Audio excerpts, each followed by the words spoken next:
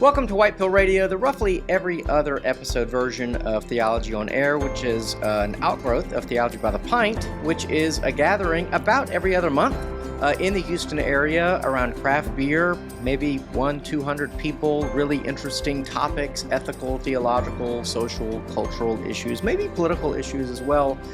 So you should check it out. If you live in Houston, you should come, for sure. theologybythepint.org. theologybythepint.org.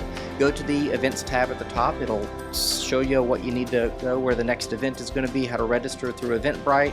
It's $10, but I think for an extra $5, you get food too. For $10, you get beer and a really interesting conversation. So do check that out. And if you can give more, I think if you give $50 a month, you can come for free, etc. It's paid for, basically. So do check that out, theologybythepint.org.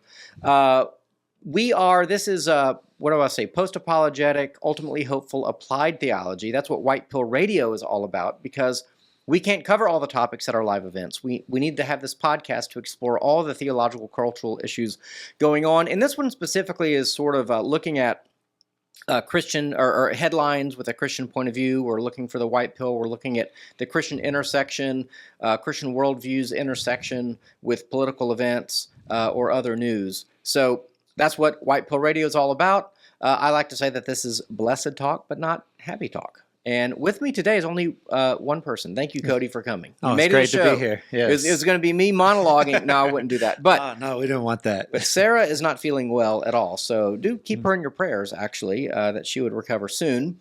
And I don't know. I guess everyone else is busy. I don't know. Yeah. Friday afternoon, I got other things to do, so... Yeah. And where can people find you? Cody Pogue on TikTok, CODYPOGUE. As long as TikTok is still up, I'll be there. Yeah, well, it keeps getting like, I have no idea what's going on with TikTok. I don't either. Like a foreign country owns it, but we allow it to continue or something like that? Something like that. Gotcha. Also, for all the people who say I'm such a terrible, awful person, here's a liberal friend of mine. I'm gonna mind my manners. We're gonna be able to have a whole conversation for a whole hour. He's wrong about everything, but I'm gonna be nice to him. I mean, fair. I mean, that's what this show's all about. And we do have the Cody cam today, so I'm going to try to make sure that works from time to time. In fact, let's do it right now. Go ahead and start us off with our first article. All right. So Evan didn't grow up in the evangelical world like I did. I spent a lot of time in the Baptist church, then the non-denominational church, kind of more charismatic churches. On that note, that's not in what we were saying, but one of the churches I went to here in Houston was a small church called Lakewood, and humor there. A little church, yeah. Mm-hmm. Pastors John and Dodie Osteen, and I saw that Dodie Osteen passed away this past week. Oh, I didn't know that. Some local news for sure. Yeah, so my prayers with her family. I've never really been a big fan of Joel, but I loved his dad. So but in the evangelical church back in the 90s, there was a group called Teen Mania. And there's a new documentary out called Shiny Happy People, Season 2, A Teenage Holy War.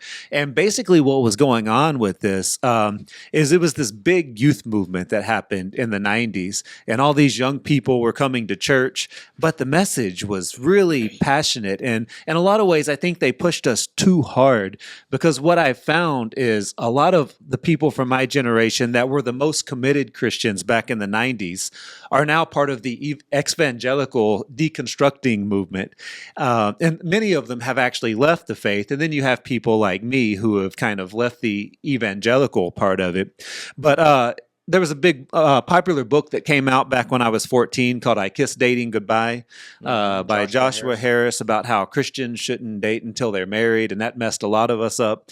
And there was a guy named Ron Luce who ran Teen Mania, and basically it was about being warriors for Christ, and everything was a war metaphor and going out and taking on the world, and there were demons around every corner, and we all had to be willing to die for God. That was the biggest thing, was to be a martyr for Christ. This was around the time when the Columbine shooting happened, and one of the girls who was in the school, the story was that she was asked if she believed in God, and she said yes, and so the shooter shot her after that. So we were all like wanting to die for God. And so this is a documentary that talks about that. And I thought it was an interesting take. And it certainly impacted me in a lot of ways. And, I'm not one of those people who throws trauma around because I think if, you say everything is trauma, then, you kind of take away from real trauma. But, certainly I think there was a lot of hurt that came out of the church from pushing a lot of the young people that were 14, 15 years old too far. So, yeah. I didn't. The most evangelical thing I ever did is I think I went to a Carmen concert. With a Baptist friend of mine. So he was like a singer, So I just didn't do a lot of that sort of thing. But it all of these kind of teachings that go sideways, they are built on like everything you said is true, right? So like, are we called to be martyrs? Technically, the word martyr in Greek means witness. So we're called to be witnesses. And if it kind of comes down to saving our life or losing our life for Christ, if such a scenario were to present itself, then like we can't. Certainly. I'm reading a book now about the Crusades in part, and there were many Christians in that scenario that were basically had the sword to their neck, and it was like, if you convert to Islam, we won't kill you, and a lot of them did, and a lot of them didn't, and they lost their heads. So that doesn't really happen in America, certainly not in the 1990s anyway. Yes. But like this. What I never liked about the evangelical movement is that it always, and still to this day, I mean, this is part of my argument against contemporary Christian music, is that it just feels so, for lack of a better word, emotional. Yes. It feels like it's I would call it in many cases manipulative. Yes. Either through music or through speaking, and it's fake, it's performative. Right. I mean, I'm just not inspired going, listening to a guy who's like yelling and like wants me to get all excited and put my hands up and jump. It's like, no. Right. So I would say the contrast to something like being on fire for the Lord in this way would be like a slow burn. Right. So what would I want from my kids? I'd want them to have a slow burn, like a constant curiosity about God, an interest in learning the scriptures, but just a curiosity to learn more and to grow more and to do more. I mean, just an interest, but this kind of stuff, it ultimately loses people. Yes. Because it's so superficial. It is, yes. And I think people feel embarrassed having given their life to Christ in such an environment. They feel played. Yeah, it was very emotional. I remember so many times, you're there at church and the preacher preaches this fire and brimstone message and, hell's going to be so bad and you could die at any moment. And then they start playing this like song and it's like, come running. Yeah. And he's like, come on. You could die in 5 minutes. And people are running down because, he scared the hell out of them, essentially. And now I've leaned a lot more to more, traditional mainline churches like the Episcopal Church, where it is more about, curiosity and theology and thinking and less emotionally driven. This documentary also, it talks about some of the behind the scenes things that I didn't experience because I come from a working class family and it was like, we want you to go off on mission trips and we want you to come to our stuff. And a lot of the people talk about how they would go and they had to pay a lot of money to basically go be free labor for the organization. Yeah. So they were told they would be interns, and for this much money, you can be an intern. And basically they would sit in a call center and call people and try to get them to come to the events. So they would do that for, 10 hours a day. And one guy tells the story in there. I thought this was wild. He didn't have enough money to pay his tuition to keep, working in the call center. So they sent him out to fundraise. And one of the fundraisers was he would walk door to door with a carton of eggs. And he would knock on the door and ask, do you want to donate so much money? If you donate this much money, you can crack an egg over my head. And all of this so he could work in a call center. And it was just wild. So he had to give money to work in a call center, because working in a call center was essentially like a mission, I guess, right? Yes. Okay. Well, there's a whole other conversation too about like missions. I mean, people still to this day will pay a lot of money to go on these 1 week missions. Yeah. And I have a friend who just went to like Albania. Right. And don't speak the language, and how much good can you do? I definitely don't want to speak badly about my friend going to Albania, seeking to serve people, in need and that sort of thing.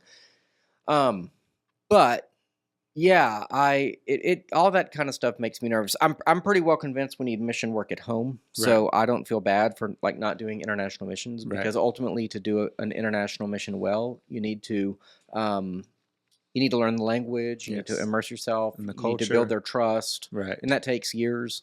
I will say, just as a total side note, I tracked down more information about the guy that came from Germany and founded this church in the late 1840s. Yeah, I researched. I reached out to the Basel in Switzerland. It's like the Basel Mission. Yeah, and they had like a portrait of him, which was cool. Because I have a photograph of him from like the 1870s, but they had a portrait of him like before he left, and it was kind of cool. Anyway, but I was thinking, this guy was influenced by a pastor in Pennsylvania who basically went to Germany looking for missionaries.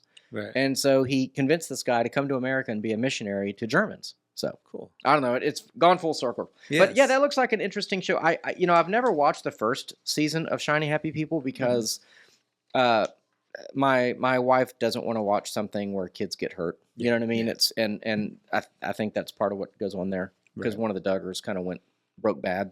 Yeah. So I've never watched it, but also just as a side note, this is the only time Hollywood ever cares about religion. Mm-hmm. Cults. True. Yes.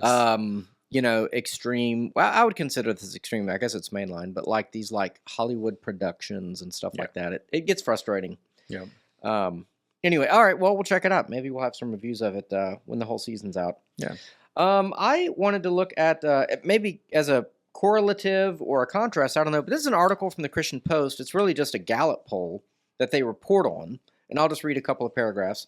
Public trust in the church as an institution has risen after 3 years of stagnation, with 36% of Americans now saying they have a great deal or quite a lot of confidence in it. By the way, 36% is an extremely low number, but we'll come back to that. The shift recorded in Gallup's latest survey on the topic marks the first significant increase since 2020. Confidence in the church has fallen to 31% in 2022 and remained around 32% over the following 2 years, near its lowest recorded levels. Gallup has tracked this trend annually since 1973, when trust stood at 66%, reaching a high of 68% in 1975. Okay, so that alone is pretty interesting, that there was a time when trust was 66%. I mean, I think you would probably say that trust in all institutions in that time was probably in the mid-60s, and now trust in every institution. I mean, what is the approval rating of Congress? 10%? It says it in here, but it was low. Oh, does it say it in here? Yeah. I was just pulling that out of my... Well, it says... Well, no, it has the presidency 30%, banks 30%, schools 29%, the Supreme Court 27%, newspapers 17%. That's amazing. I don't think it so has basically, Congress, we don't trust anything. Congress is 10%, yes. Okay, so I guess we're doing pretty good. We're trusted more than the president. The problem the church always has is that when we fall, it's bad because we're not living up to our own standard. Right. And so it definitely hurts our credibility. And I think so much of it is for so many churches, it's become basically a business, right? Yeah. They've got like the concerts, the ones we talked about. Yeah, they've got their marketing. It's like you going to a rock concert. The pastor is this wealthy celebrity. I was watching an interview the other day where somebody who had previously worked in a church at like the bookstore, she said that she felt bad because they would get the names and addresses of people, and she said they would use that to look up how much money their house was worth, and if it was worth enough, then they would get a personal call from the celebrity pastor inviting them, because that's who they want at the church. Yeah. And when you've got stuff like that going on, of course you're going to lose faith in the institution. And I think people are hungry for God and for spirituality, but the church has to be authentic. The church has to be real when it's a money-making scheme. It has authenticity when it does what Jesus said to do, which is to follow him and carry our cross. And so there has to be some level of putting your money where your mouth is, some humility and lifestyle. I mean, for sure, if when people think of the church, they think of Fred Phelps, right? Who's the guy, at his church out of Kansas. If it's one church. but they attract all the headlines, right? Yes. Or they think of the cults, or they think of the child abuse scandals, yes, like in the Catholic Church, and other churches as well. If you think of the money makers, the prosperity gospel, like, yeah, my institution, my hope in that is low. Hey guys, Sarah Stone here. Sorry to interrupt what I'm sure is a riveting podcast episode, but Theology by the Pint needs your help to continue providing these podcasts, offering our in-person events, and growing so we can bring thoughtful conversation and the hope of the gospel to a world that's increasingly walking away from church and from faith. Now that we're a 501c3 nonprofit, all donations are tax deductible, so we've crunched the numbers, and if each listener of this episode gave just $1 for each episode you listen to, we'd put a huge dent in our annual budget. So consider giving today. Go to theologybythepint.org/give and click the link to donate. Thanks so much, and now back to our show. But ultimately, I understand that the church, the people of God, are not just marked by their failures or their false teaching. What we would ask people to do is go beyond that, go beyond the headlines, and find. There are good, faithful churches out there. Yeah. So do your best to find one and see what happens. Yeah. So we've been agreeing on everything. So I want to go ahead and disagree with you on some things. Perhaps, I don't know. Yeah. On other news, I saw that they changed the policy to where pastors can now endorse candidates from the pulpit. And I think part of where the church loses a lot of credibility is when the church gets too political. Somewhere in here it says, Gallup recorded a 73-point increase in that's in the presidency. Somewhere in here it talked about how Republicans have put more trust in the church while Democrats have lost that. And I think that's a problem when it's tied to your political party. I think that becomes problematic. And when the church is too openly partisan, I certainly had people back in my day when I was really involved, 2004, they would say you can't be a Christian unless you support George W. Bush.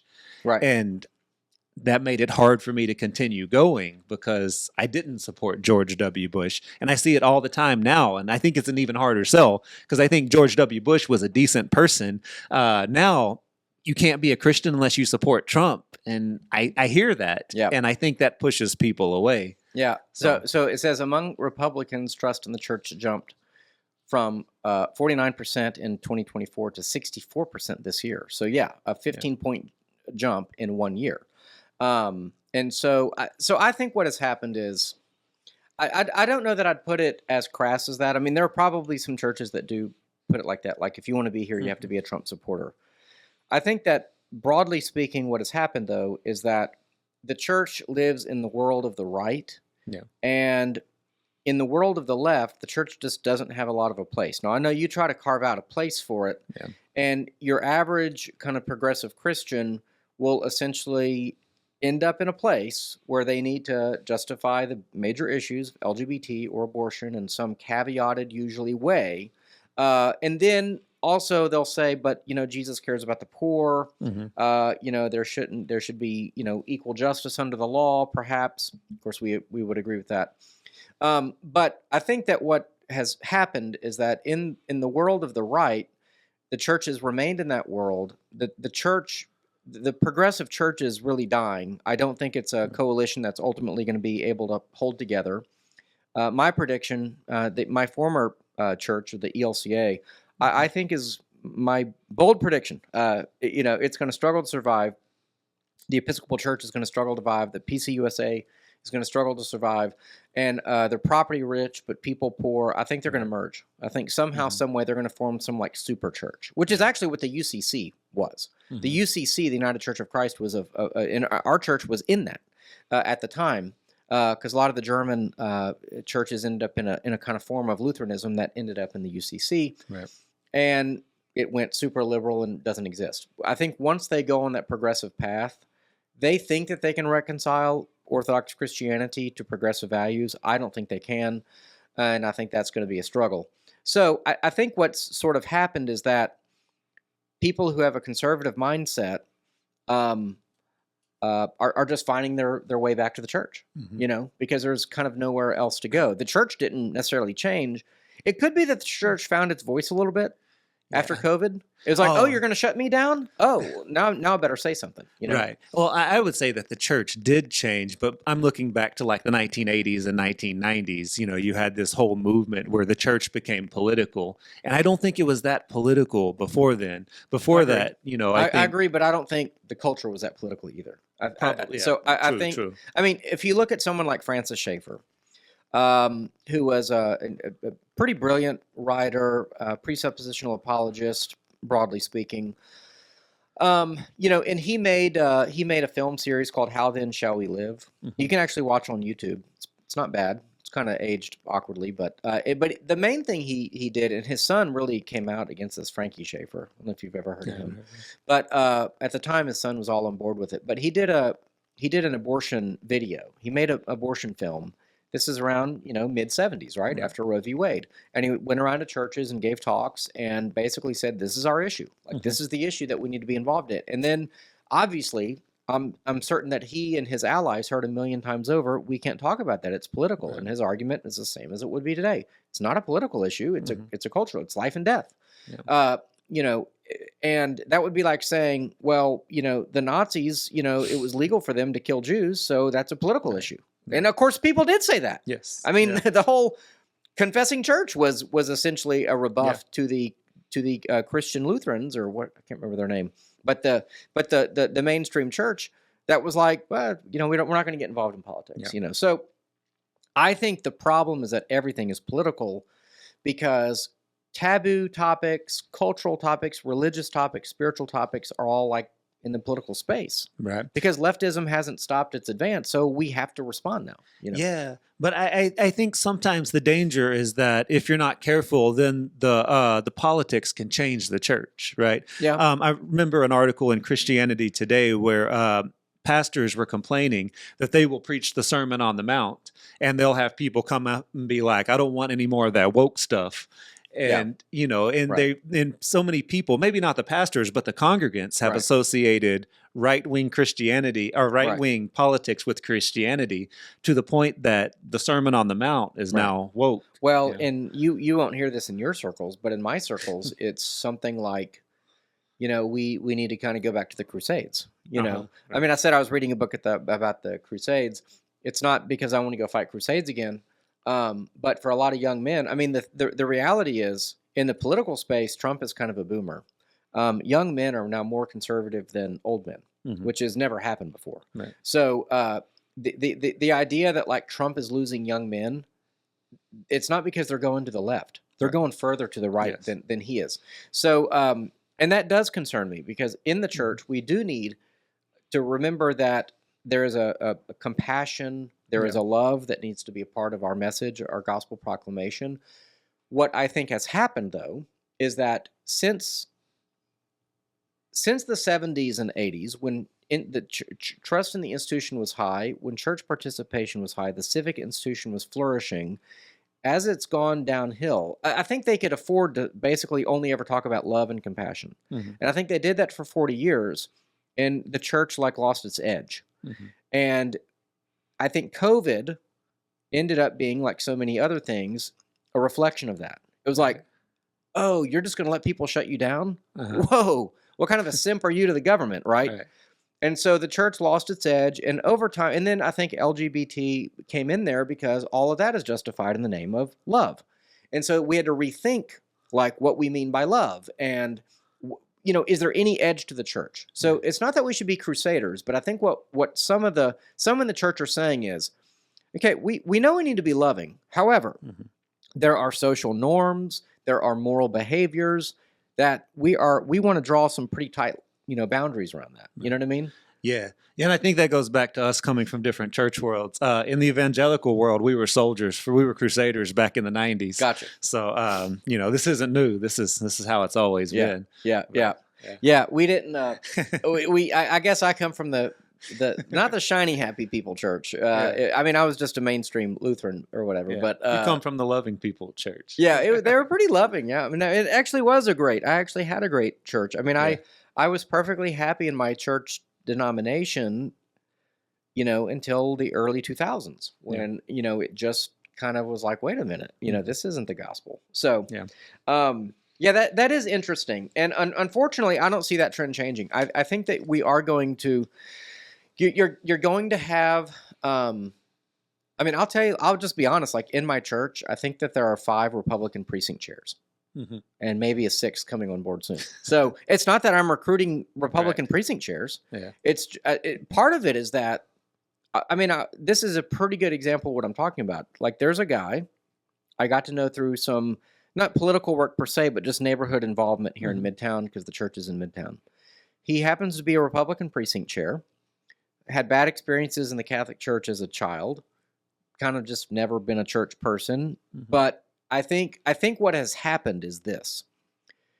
People, again, I'm going to say this like a million times, since 2020, I think they felt like the things were sort of out of control. They just lost trust in institutions. They felt lied to.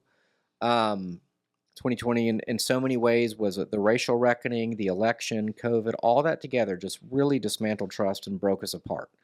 And so I think people kind of, without the luxuries of a really stable society, they're like, okay, I got to rebuild. We have to rebuild this thing now. We have to, maybe you have to kind of start over. The political parties aren't great. The government agencies aren't great. So where do I go for truth? Yeah. And so I think people are like, okay, I need to give this church a second look. Yeah. And so he's an example of someone, I don't know if he's going to join the church or, recommit to Christ or I don't know, but that's an example of someone who's like, okay, I'm willing, as a mature person, I'm willing to kind of give this another look because I have political beliefs, but they're not grounded in anything. Right. I think I'm pro-life, but if I'm not religious, it's just floating out there in the wind, Yeah. And so I think for a conservative person, religion is inevitable. It's inevitable, and I think that's it. From our point of view, the conservative world, that's our hope for revival. It's basically that. The world, the young people are getting more conservative. Now, my concern is that it has like this masculine energy that's like, like let's, we're on fire, and that sort of thing. Do you think part of that comes from, though, a failure on the left of too many years of like shutting down masculine energy? I think sometimes feminism, I don't want to say feminism went too far because I identify feminism as equality. Yeah. But I think there's a strain that turned into man-hating, that anything that's masculine, anything that's a man is bad, is wrong. You're seeing it right now with the Sydney Sweeney thing. We kind of put that in the chat. We ended up deciding not to talk about it. It's almost passé now. But, and Charlie Kirk said this, is like, do you want to know why you're losing men? Because, like, someone has a sexy ad, which, by the way, have been around forever. Yeah. The Brooke Shields jeans ad has, is like 40 years old. That's come to the surface. Like, we've had sexy women selling stuff forever. Okay. Yeah. And it just used to be just red-blooded American stuff. But now, like, all the scolds come out. Right. And they're like, now they're a Nazi. Everyone's a Nazi. So it doesn't help at all. The gay stuff doesn't help. It's a total turnoff to men. I remember when I was like, maybe this was like young teens or something. You can find on YouTube.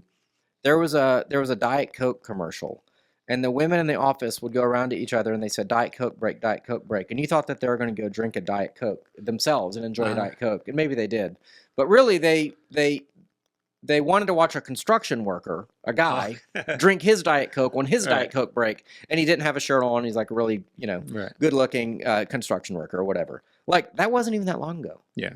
We're like, and so the left seems to have, they will justify things like pornography in the name of free speech, but we've kind of lost sex. There's like not a lot of sexiness going on, like. Because it's wrong. And that's what you want. Or... Yeah. Well, okay. As I said in the chat, like there are categories, right? Like as a Christian, I want chastity and, honorable living and all of that. But culturally, it is healthy that men and women, desire one another and want to get married, and because I would say ultimately we want them to get married. We want them to get married younger. We want them to have children. And, that's bedrock conservative thinking. So anyway, yes, that was a long answer. I do think the left has, for whatever reason, taken feminism to the next level, and it's a war on men. Yeah, and I think that's a big problem because I consider myself like on the political left, but not always on the social left. Yeah. For me, I vote Democratic because I believe working people should get a fair wage, safe job site. I want a clean environment, all that kind of stuff. I support LGBTQ issues because I support freedom, right? I think people, and I know that we kind of disagree on some of that, but I think people should be free to make their choices, to be like me or to be different than me. But I'm really turned off by a lot of some of the, like all men are trash, all men are pigs. If there was a trend on TikTok where girls would say, if I was hiking through the woods, I would rather see a bear than a man. Right. And you got to imagine some young guy being like, what's wrong with me? Like, why do these people hate me so much? And then you have Charlie Kirk or Jordan Peterson saying, come to me just as you are. Right. And I totally get it. Right. So. No, and again, I think that's going to be the challenge is can the church talk about Jesus in a way? Yeah. Where it is all of his fullness, because Jesus was a man's man, and he was loving and compassionate and so on and so forth. I mean, Jesus had all of the great attributes of manhood, and I think that's probably something. So just to bring that out, he goes fishing, right? So what are the attributes that you're seeing there? Wait, what? When Jesus goes fishing? No, you said that he has all the attributes of masculine manhood. I'm just curious. Well, for example, it's a bit of a cliche, but the turning over the tables, right? Okay. So kind of the righteous indignation. I mean, he was confrontational, like in the name of justice, in the name of righteousness. You see the way he's tender with the woman at the well, drawing out the conversation. He chides the Pharisees, to their face, which is kind of the same people as probably the money changers and such. But but in the face of Pontius Pilate, he doesn't cower. For example, in the there was an uproar this week. There's some gym influencer or something, Joey Swole. Swole. Yeah. So like he said something, praising Hulk Hogan. Yeah. And then, he got, don't he used the N-word once in the Gawker video or something? And, so he came back and said, I'm sorry if I offended colored people. Yeah. And then he apologized for that. Anyway, it was just basically a PR disaster. And on the right, they're all saying, A, never apologize to the mob. B, yes, you can lift weights, okay, but being a man or being masculine means you don't apologize for what you if you're right. For your take. Yes. If you're right, yes. Now, if you discover you're wrong, apologize. Yeah. So then that's the question, really. What was it wrong for him to say, "Rest in peace, Hulk Hogan"? Or whatever. Yeah, I mean, I think it's a tough situation. As somebody who grew up watching wrestling as a kid in the 80s, man, Hulk Hogan was my hero back then. I was a Hulkamaniac. And I don't agree with so much of what the guy did once I'm an adult and I see the things he says. And, even I didn't know it back in the time, but apparently Jesse Ventura was trying to unionize the wrestlers. And Hulk Hogan was like the scab who messed it up. I didn't know that. And they got rid of Jesse Ventura because of that. Oh, I didn't know. And I don't so much about the guy I don't support. Because he made so much more money than everyone else. Probably so. But it's hard to take somebody that you admired as a kid and just be like, hate it. It's a tough world where you have to do that. It almost takes away the ability to be human in some ways. Yeah. So, well, I hear you. Yeah. All right. Well, let's look at the what's the next article here? All right. So basically, the article is from the Texas Tribune. Newsom will move to redraw California map if Texas redistricts, teeing up national fight. So Donald Trump, it looks like Republicans might not do as good in the midterms as they would hope, which we could say it's, because Trump is so unpopular, but also it generally happens every midterm. So what Trump has asked Texas to do is to go do midterm gerrymandering. Normally redistricting only happens every 10 years, and we did it in 2021. That normally is not something that happens in 2025, but Trump asked them to do it. And kind of the most blatant thing is he said, do it so that we can get 5 more Republican seats. It's one of those things where it's always been done, but they've always put some kind of, excuse. This is just straight up, I need 5 more Republican seats, draw them. And so Greg Abbott called a special session, and they're doing it. And they're required to hold hearings where the public can come in and testify. And I think that, they had like thousands of people come and testify saying, don't do this. And I think they had 1 or 2 people saying, do it. And so the public is very much against this. Even a lot of the Republican legislators were like, we don't really want to do this. We don't feel that it's right.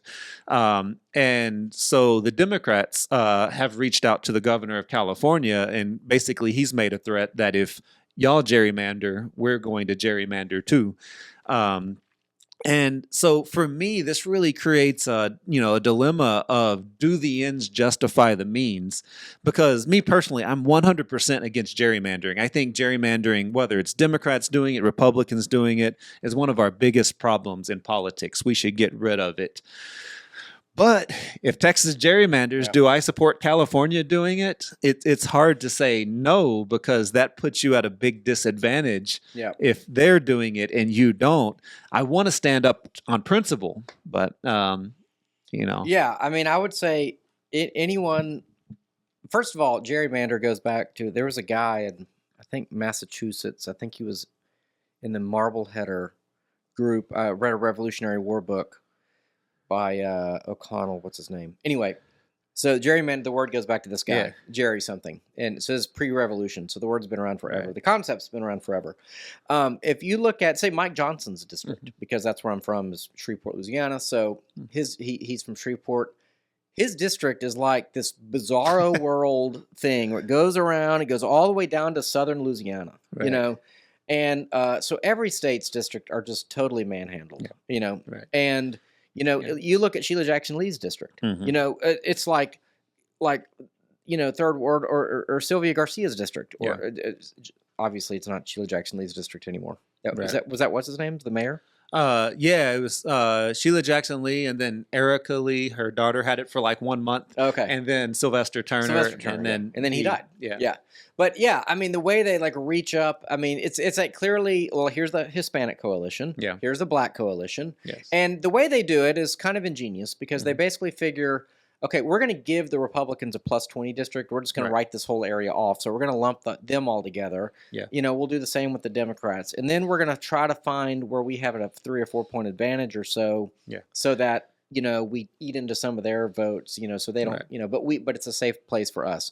Yeah. Yeah. I honestly, I don't know why they don't just basically do chunks, right? Like these parishes, northwest corner of Louisiana, Yeah. Or what I would actually support, I saw a website a while back. It was 538, Nate Silver's website. Old website. Yeah, old website.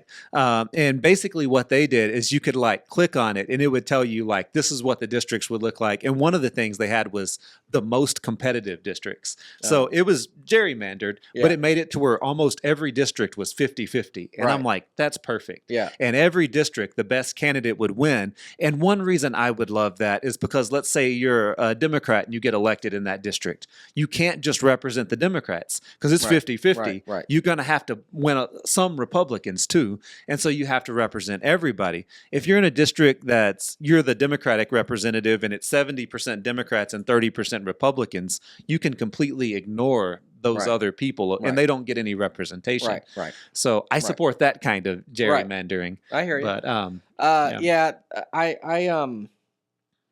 I will say that let's say that Texas, based on the last election, I think Trump, it was like 58-42 or something. I mean, it was like a 14 point, 57, whatever, 43. Yeah. It was like a 14 point swing. Right. So if you use the presidential race as like a foundation for like how split the parties are, okay, but then like I think in the legislature, I can't remember how exactly this goes. Here's my point.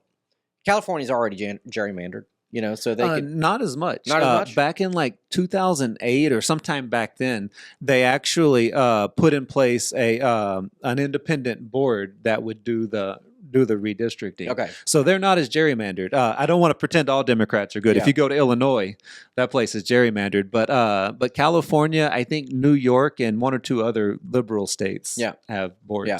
Let me say these two things. One is on the census. You can do it every 10 years, but you can do it more than that. So it's a minimum of 10 years. And so to ask that it be done again is not terribly wrong. Mm-hmm. The major problem, I think, for the Democrats is going to be, do you count illegal immigrants? So Trump tried to get that done in 2020, wasn't done. So basically, the question is, should the census count all people because the government provides resources for people? Yeah. Or should it only count citizens? Right. I would argue definitely the second, because citizens should have priority over non-citizens in terms of healthcare, public access to schools, or access to roads. I mean, access to all the normal things taxes, pay for.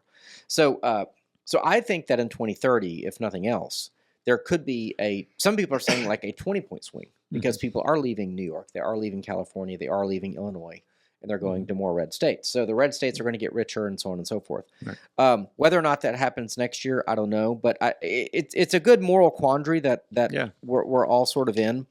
I don't think Trump's that unpopular, though. You don't think so? No. I think he's been losing all the polling that I've seen. He's been going down. I don't know. Especially with the Epstein stuff now. Even a lot that of his did hurt him. That did hurt him, but Yeah. I think he kind of got back because he kind of, I don't know. He said he's going to do some stuff on that. I think the base is kind of a wait and see on that. But they were kind of happy with how he handled Iran. And I think the economy, I mean, there's some good economic news out there. I think the trade deals he's striking, the money he's making from tariffs is in the positive. We actually made more money in June than we spent, which is like the first time that's happened in like 30 years. Now, granted, it's because I'm sure there was something where like there was an unusually high influx of taxes. Maybe people paid their quarterly taxes or something, and it was an unusually low, it's like when I buy insurance at the church, I have to buy 3 months in advance for the first 3 months, so that bill's like always like way higher, but then I get 2 months off, and I'm sure it's something like that, or it's some like financial deal where it's outlaid. It just worked out that way. Still, to have the first month where we take in more money than spend is pretty awesome. And so I think he's got some positive things going on. Yeah, economically though, inflation's still going up. But it's lower. Now this is your issue. It's lower than wage increase. Okay, yeah, true. But it's going up. Procter & Gamble announced that they are going to be raising prices, I think yesterday. With the tariffs, still inflation might be going up more. And if I remember right, he said that on day one, inflation was going to go down. So, I think there's still a little bit of disappointment when a politician says go down. This is actually one of the most manipulative tactics in all of politics. Not you, but like when they say he's going to cut Medicaid, and what they mean is Medicaid spending is going to go up, but it's going to go up at a slower rate than what we're proposing. So we want it to go up by $1 trillion. He only wants it to go up by $950 billion. So he's cutting it by $50. No, he's increasing it by $950 billion. Those are made up numbers, right? And I'm totally for the Medicaid cuts for the able-bodied. So I think that's going to end up being a winner on Trump's part. I don't think he cut Medicare. That's not going to stick. Because I think basically Americans are just fed up, like working their butt off and paying for people. The other day, I had to go to the Social Security Administrative Office. Never been there before. I'm handling someone's estate. Had to get a 1099. Could only do it in person.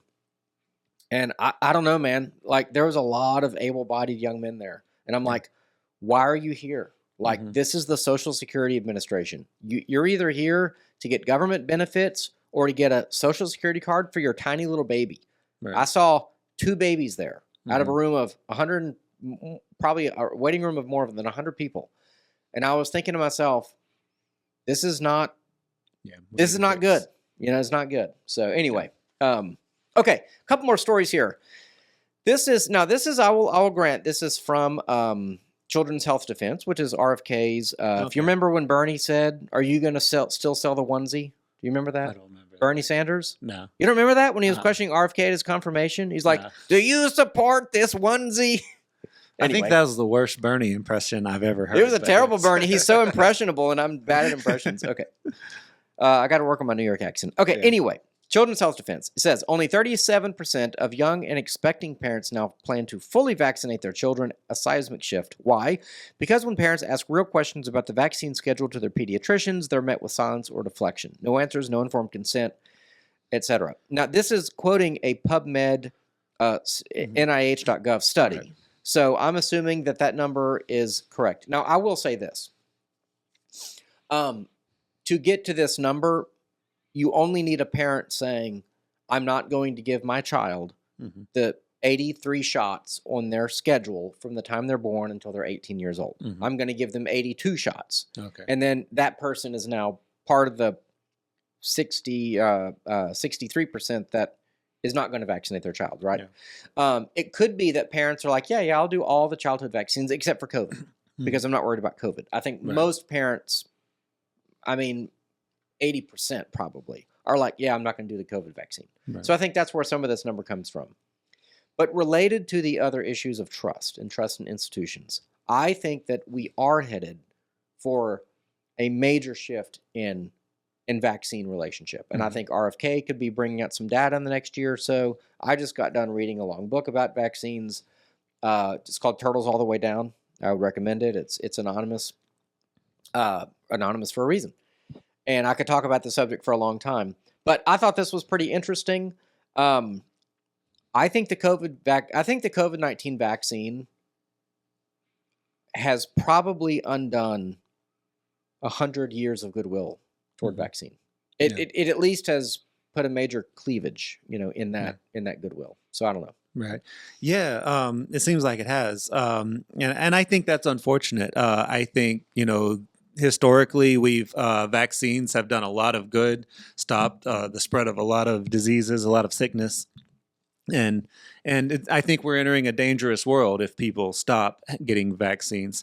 I'm not a doctor, so I don't know too much about 87 vaccines. But we know that, that vaccines have stopped the spread of illnesses in the past. And I think it's a dangerous world if some of those illnesses that we were able to stop were, if that stopped happening. Just go to like a really old cemetery and find the place where here's where all the kids who died of the yellow fever or something are buried. And you can see we don't have that problem. We don't have those kind of problems. Yep. And vaccines are a big part of the reason why.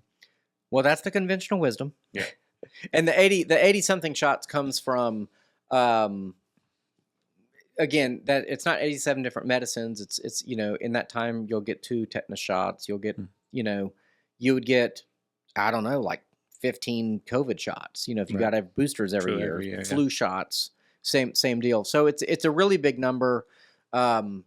They combine several vaccines. I won't go off on this because it's not like a big pet project of yours. But what I would say is this: there are graphs out there where if you look at various diseases like yellow fever, like I think tuberculosis would be on that list, scarlet fever, typhus. I'm singing Typhoid Mary, right? Most of those went away with hygiene. Basically clean water, washing your hands. Right. That solved like a whole lot of disease. Even things like tetanus used to be pretty common. It's exceedingly rare because we don't have horse poop, everywhere. And, you don't have basically fecal matter in the air, everywhere you go. Yeah. So the automobile, you could say made us so much healthier for that reason. And even a lot of the vaccines that we get, though, are not for communicable diseases. Like tetanus isn't spread. Right. And even things like measles and chickenpox and all of that, I still think it's an open question as to whether or not it's better to get measles than the measles vaccine. Yeah. Especially when you pair it with other vaccines and you look at placebo testing and all that. Anyway. I'm not a doctor, so I don't know. Well, I'm not either. I'm not either. But I will say this, like a lot of people, I don't trust doctors. I don't trust doctors anymore. I'll just put it out there. I just straight up. They make so much money from vaccines. I generally trust the doctors. I don't trust the dentist. Really? Yeah. I see. I come from a family of dentists, and that hurts. No, a bad experience. They just wanted the money. Wow. No, there are definitely no more. There are bad dentists out there. My grandfather was a dentist, and he was one of the good ones, right? He was one of the good ones. Yeah. He did a lot of free dentistry for people who couldn't pay. He was the guy that a lot of dentists would refer people to, like a hard job. He was really good at making like bridges and dentures. Like they fit well. He was really good. Pulled a lot of my teeth, I'll tell you that. Filled a lot of my cavities. So yeah. Back when I ate more sugar than I do now. So okay, well this one is interesting. Yeah, tell us about this one. All right, so Christian groups sue over Trump administration policy allowing ICE arrest at churches. So basically, the Trump administration removed a Biden-era policy that ICE couldn't pursue people at churches, and also there were a few other places like schools and I think medical facilities, different places like that. And so there's been a few instances. I don't think it's been actually going into the church, but it's been at like church parking lots, Christian school parking lots of parents dropping their kids off, and ICE happens to get them there. And some of the churches aren't happy with that. They feel like the church should be a sacred sort of sanctuary where people can come to church and not have to worry about that. Even if you're undocumented, you should still be able to go to church and feel safe. And so they've sued. I also saw another article that a lot of priests are, advocating for their people in their congregation who end up getting captured by ICE, and so that's another issue of the Christian faith is, to what extent, if you've got somebody in your congregation who's undocumented, what do you need to provide for them, and that sort of thing. Yeah, I'll admit, I think it is a tough issue. And certainly I've had and known people of probably every possible immigration status under the sun in and around the church. And may have helped a few, have a place to live from time to time. Usually they're students, so they have an F1 visa or trying to get an H1B or something like that. Yeah, it's a tough one. What I would say that I do, by the way, the ELCA is a part of this lawsuit. That's my former Lutheran church body. I would say that the church would cross a line, and I do remember this case maybe 15 years ago, seems like, where if it's housing someone that is sort of actively being sought out by ICE, who's in the country illegally, and especially if they've committed crimes in addition to being in the country illegally, like some kind of violent crime or even theft. I have no tolerance for theft. So I would say that, if a church is housing someone like that or hiding someone like that, it's not like hiding, Jews from Nazis. Okay. It's not an equivalent. It's not an equivalent morally. That would be the wrong thing to do. I know what Tricia McLaughlin, she's the DHS Assistant Secretary, she said, our officers use discretion. Officers would need secondary supervisor approval before any action could be taken in locations such as a church or school. I think there was a story a month or two ago where there was a Chicago school where they said ICE went in and took a kid, and that was kind of debunked. I think something about that wasn't quite true. But it's hard because the church is in the business of serving and loving people. Yeah. And so I don't think that we can hide people of dubious legal status.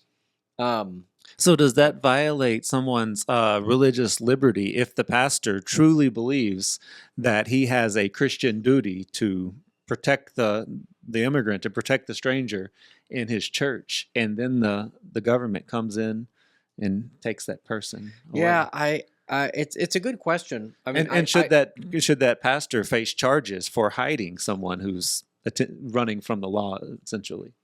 Yeah, maybe I would say something like this. I'll make you a deal. You're familiar with the FACE Act?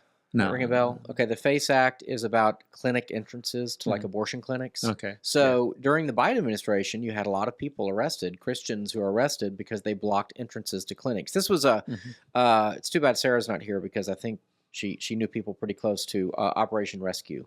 Operation Rescue in the 80s was a major anti-abortion movement in churches and they would like gather around abortion buildings and like lock arms or something. And the point was, we're not going to let the women enter the building. So the FACE Act was passed. Basically, it forbade Christians from doing that. Now, what is motivating them to do that? Well, it's a justice issue. Right? Yeah. They're trying to save the life of the child. Right. They're trying to witness to the mother.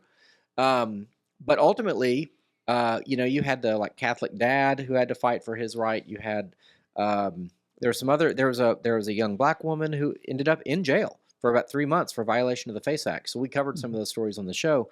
So I guess what I would say is, I probably would not come down on the side of, and I'm not saying they're exactly equivalent. Yeah. But I'm saying if the government's going to put people in jail for saving the life of a baby, then it's definitely going to put a pastor in jail for the same reason. But if you're going to say that a Christian has a, if you would say, you don't have to answer this, it's rhetorical, but if you would say that a Christian has a right to try to save the life of a child because it's their firm Christian belief that abortion is wrong, then maybe I'll let churches be, safe places for immigrants. Yeah. Well, with that situation, I would compare that to like a protester, right? Let's say a protester truly believes something, and they're told like you can't trespass. I don't know, in the Senate hearing or something like that. I would say that the abortion protester that's standing in, as long as they're nonviolent, I think they should get whatever the same punishment is. And I don't think that protesting, should ever be some kind of spend weeks in prison or in jail. Yeah. It should be kind of a slap on the wrist. And to be fair, the FACE Act is not about protesting. It's about literally blocking entrances.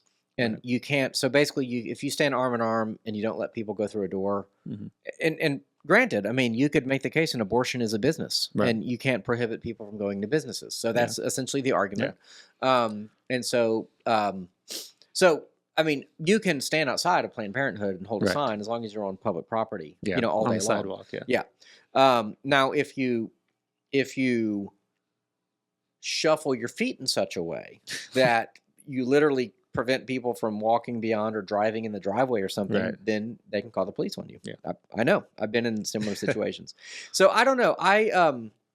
But then my comeback would be like, well, the priest has every right to stand on the sidewalk and picket against whatever. But if he's physically barring entrance or physically providing hiding for an immigrant who has broken the law, I don't think the church ought to do that. I think that and I'm trying to apply the ethic of Jesus here of turning the other cheek, because that is a trope that, speaking of masculinity, I think maybe that gets overplayed. But I wonder if in such a situation, if ICE shows up, you have to be a nonviolent resistor, but you can make a stink about it, maybe, and you highlight the injustice of it. So yeah, it's hard. I think that Trump has said pretty clearly, hey, if you're not here legally, you need to go. We'll pay you to leave, but you need to go. And, we want to be humane about this. We want to offer, we're letting you know long in advance. We'll pay for your plane ticket. We'll give you $1,000 stipend. This is the best chance you're going to get. You could probably come back later under a work visa or something like that. But these are the terms. So yeah, and see, I take a different approach. I don't support open borders. I really kind of differentiate the border issue and the immigrant that's here issue. Yeah. Shut down the borders. We don't, all that sort of thing. We should control who is able to come in and that sort of thing. But for people who have been here, who have put down roots, many of whom have kids who are American citizens, some who are married to American citizens. Some of them work as, teachers, or I know someone who works as a firefighter. But they're members of our churches. They're members of our communities. I really think that they should have a pathway to citizenship. There could be punishment for breaking the law. Although I would say many of them, they didn't choose to break the law. They were brought over by their parents. But $1,000 fine, right? If someone's speeding, they're putting lives in danger, but we don't say, go to Alligator Alcatraz. We give them $100 or $200 ticket, however much tickets are these days.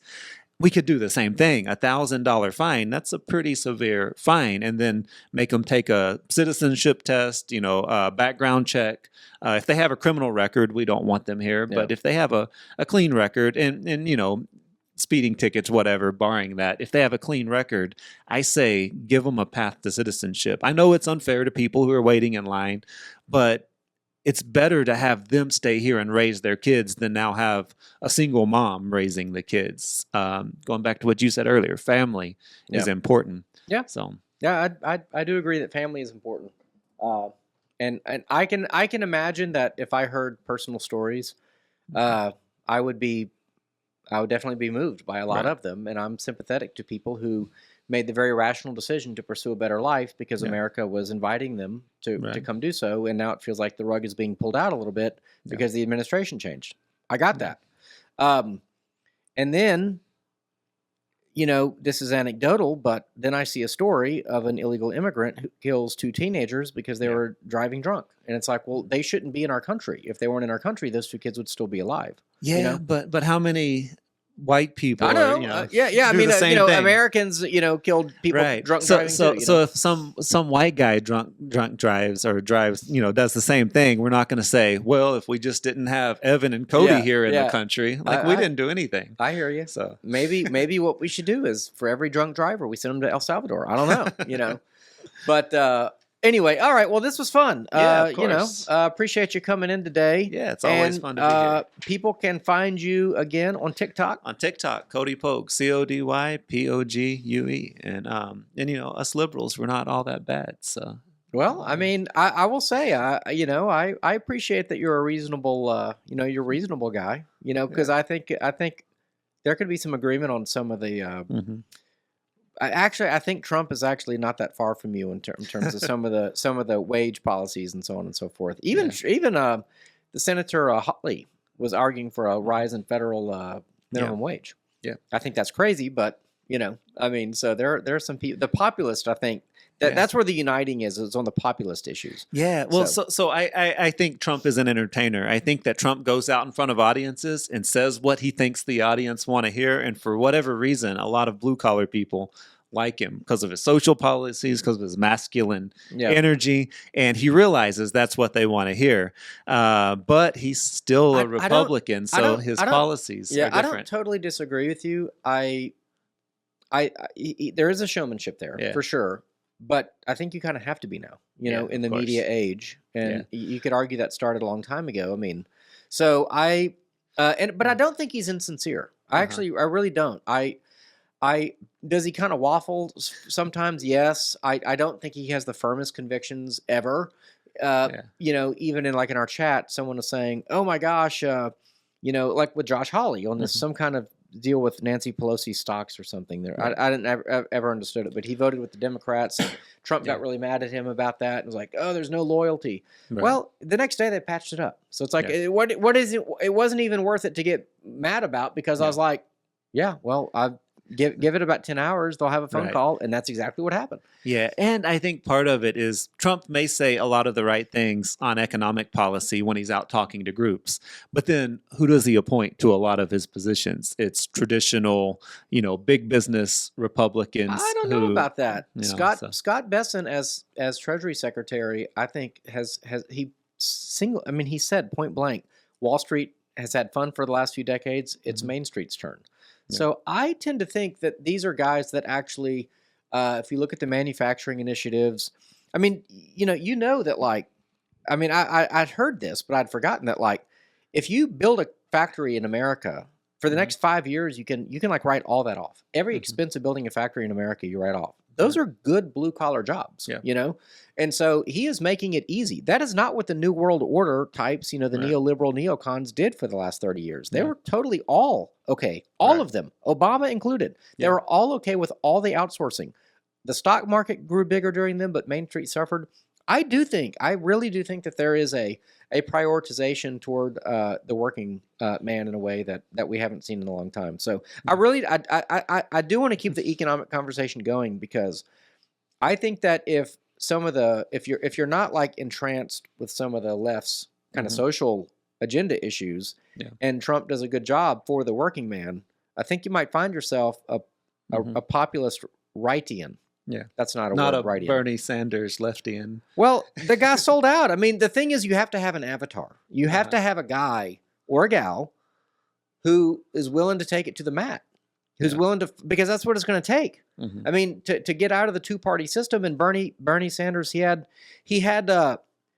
liftoff, but he never made it into orbit. You know what I mean? It was like, he had a lot of popular support, but when it really came to how do you say this on the farm?